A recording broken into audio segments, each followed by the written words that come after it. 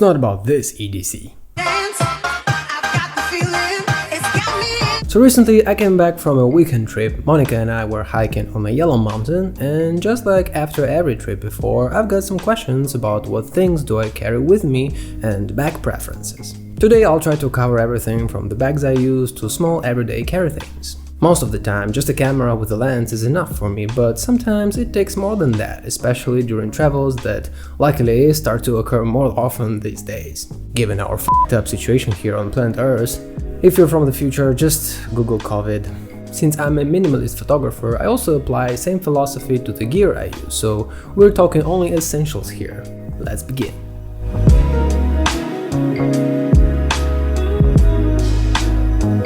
Welcome back, it's Aperture Value with another episode. This one is about everyday carry. It's 2022, and with single, double or even triple vaccinations done, you have some more and more travel options opening up. I can't be more happy about it, and after my recent trip I decided to sum up everything I use as a photographer during travel times. Hopefully you can pick up some ideas for yourself and this video won't be completely useless.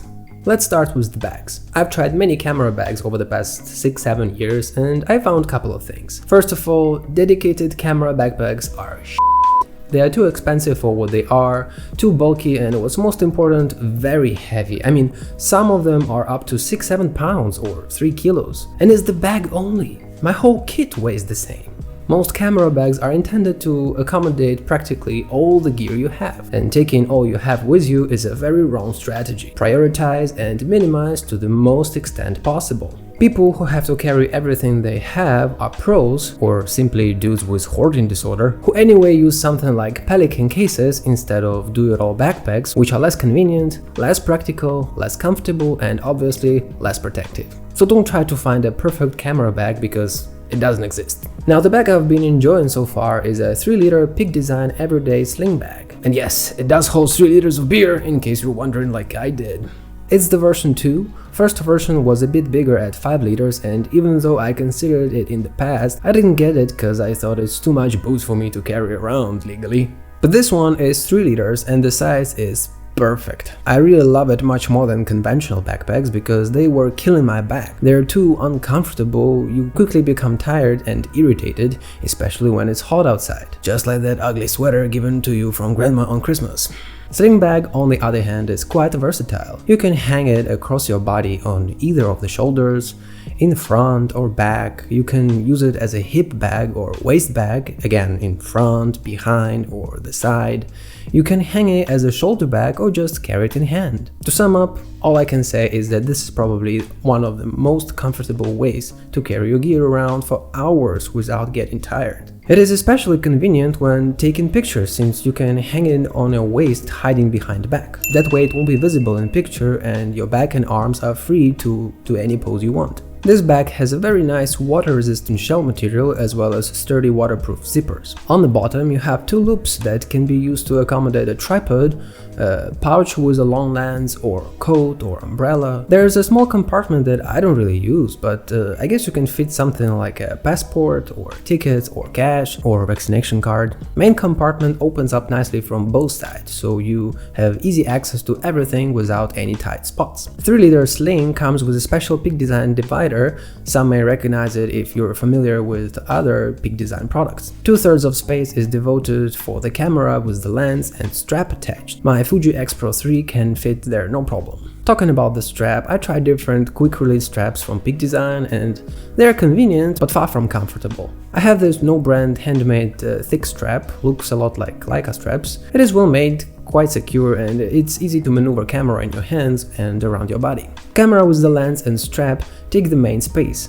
The rest is for other lenses, and it can fit at least 2 more primes. 3 might do as well if the biggest one will be attached to the camera. Some of you may know that I'm using Fujichron's Trio, that is 16mm f2.8, 35 f2 and 50 f2. I consider it a perfect lens gang for X Pro 3. I've made a separate video about them, so you can go ahead and check it out if you like. I'll pop the link above.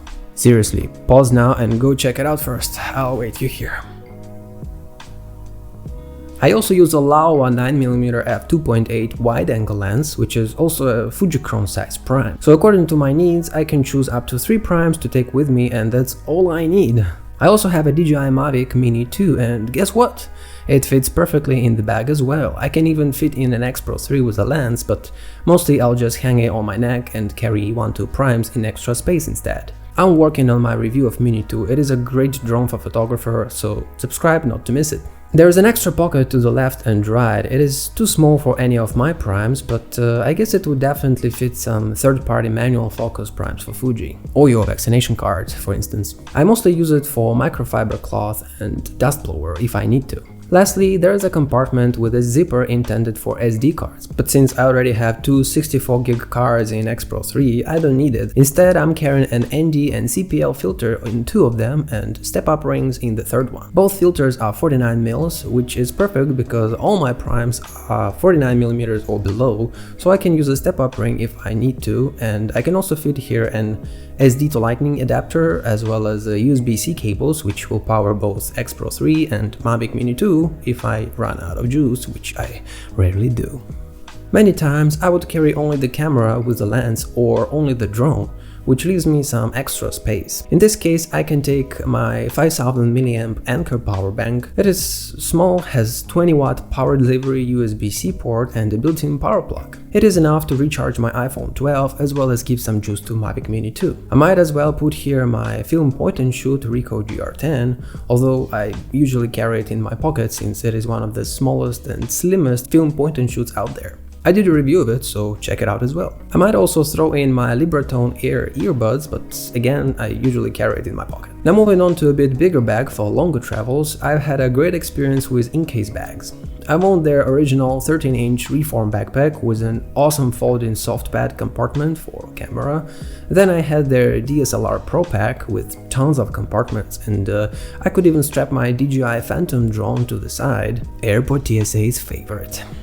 But now I own a very stealthy and light all-route day pack. This one can fit a 15-inch laptop. They had a bigger one called all-route roll top, which is more for hiking. Sadly, both seem to be discontinued, but I'm sure you can find them used for a cheaper price. The good thing is that the materials are very durable and wearing out is not much of a problem. All-route day pack is not a camera bag, but who cares? I use it to pack all gear when moving. It fits perfectly the Peak Design sling bag with camera and lenses, as well as a case with the drone. Talking about it, I also recommend buying the generic all-purpose type of phone case for the drone. Dedicated drone cases come at more expensive price and generally are a bit bigger than needed. This one came with sliced foam cubicles, so you can shape it up according to your needs. I just left the foam in around the perimeter and as a separator between the remote and the drone itself. As you see, it makes a tight, compact and secure fit. You also have a zippered net for your cables, cards, filters, etc. So back to my InCase bag. After packing camera and drone, I'm still left with plenty of space and pockets. I rarely use a tripod, but if I think I need it, I can pack it in the very bottom of the bag. I use the already discontinued Siri TO25X, a small carbon fiber tripod with a weight limit of roughly 13 pounds or 6 kilos, which is plenty of sturdiness for my Fuji system. Inside the main compartment there are smaller pockets to fit my GR10, same power bank or earbuds, pen pockets I usually use for sunglasses. There are two bigger compartments underneath that can fit something like a map, tickets, wires, etc. There's a dedicated laptop compartment that can be accessed separately, but I don't use it since I don't have a laptop or a tablet. On the side there is a hidden pocket that I usually use for passport or my phone since it is secure and quickly accessible. In the front there is a less secure compartment that I use for things like band-aids, mints, tickets, trail snack, etc. Well, that is my roundup of bags and essentials I use. Hit the like button if you find it useful, and I'm aware that I didn't cover 100% of what you might be interested in, so if you have any questions left, you can ask me down below in the comments. I guess the bottom line is, don't fall for dedicated camera bags and cases, prioritize comfort first. Any bag can be a camera bag, so just find the one that comforts you most. Everything else can be figured out, except for my big-ass Instax Wide here. It's like the least packable camera after Pentax 6.7.